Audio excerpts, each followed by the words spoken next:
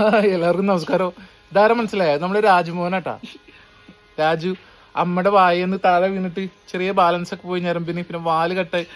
അതിലിടയ്ക്ക് നമ്മൾ പാർവ പോലെ ഒരു ഇഷ്യൂ വന്നിരുന്നു. പാർവ എല്ലാവരും വയറിന്റെ ഇൻഫെക്ഷൻ ആയിട്ട്. പാർവ ഏകദേശം അതുപോലൊക്കെ തന്നെയാണ്. എന്തായാലും ആള് രക്ഷപ്പെട്ടു, ആള് ഉഷാറെ. നമ്മുടെ രാജുവിനെ ഒരു ടീം, ഒരു ഫാമിലി ഏറ്റെടുക്കാന്ന് പറഞ്ഞിട്ടുണ്ട് കേട്ടാ. മഞ്ചേരിയുള്ള നമുക്ക് വേണ്ടപ്പെട്ട ഒരു ഫാമിലിയാണ്. അപ്പൊ അവര് ചിലപ്പോ നാളെ വന്ന് കൊണ്ടുപോകും. പിന്നെ നമുക്ക് വേറൊരു കുട്ടിയും കൂടി ഉണ്ട്, അതിനെ വണ്ടൂരത്തെ ഒരു ആളെടുക്കാന്ന് പറഞ്ഞിട്ടുണ്ട്. പിന്നെ വേറൊരാൾ ഇരിക്കുന്നുണ്ടാ, ഗോപി. ഇവൻ വല്ലാതാണ്ട് ഇണങ്ങുന്നില്ല, ദേശീയക്കാരനാണ് ഗോപി. വേറെ കടിയാനാണ്, എന്താ ചെയ്യാന്ന് പറയാൻ പറ്റില്ല. നോക്കട്ടെ. ഇവന് നമ്മൾ ആ നായയുടെ കടി കിട്ടിയിട്ട് നമ്മൾ രക്ഷപ്പെടുത്തിയൊരു കുട്ടിയാണ്. ഇത് കുഞ്ഞൻ.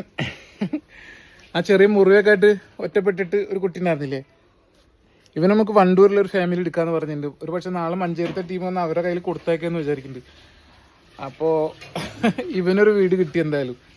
കാരണം ഇപ്പം വയ്യാത്തൊരു കുട്ടിയായിരുന്നു. അപ്പോൾ ഇങ്ങനത്തെ ഒരു കുഞ്ഞിനെ എടുക്കാൻ മനസ്സുള്ളവർ ആരെങ്കിലും ഉണ്ടോ എന്ന് വെച്ചിട്ട് മെസ്സേജ് ഇട്ടായിരുന്നു. അപ്പോൾ നമ്മുടെ വീഡിയോ കണ്ടിട്ട് ഇവനെ നോക്കാന്ന് പറഞ്ഞിട്ടുണ്ട്. ഇപ്പം ഉഷാറായിരുന്നു കേട്ടോ, ഒന്ന് സെറ്റായി വരാണ്ട്. ക്ഷീണമാണ് ആൾക്ക്. എന്നാലും ഇവിടെ നല്ല പാല് സെർലാക്ക് കടിച്ച് നല്ല സെറ്റാണ്. സത്യം നമ്മുടെ കൺമണി ഇതാ നിൽക്കുന്നു കേട്ടോ. ആ കുട്ടാപ്പി ഇതാ. കുട്ടാപ്പിനെ കുളിപ്പിക്കാനുണ്ട്, മരുന്ന് വയ്ക്കാനുണ്ട്, കുറേ പണികളുണ്ട്. നേരെ മനസ്സിലായ ജാനു രാത്രി എന്നും കരച്ചിലാട്ടോ, ഒരു പ്രത്യേക രീതിയിൽ. അവൾക്ക് മരുന്ന് കൊടുക്കാണ്ട്. വേറെ എടുക്കണമെന്നറിയോ?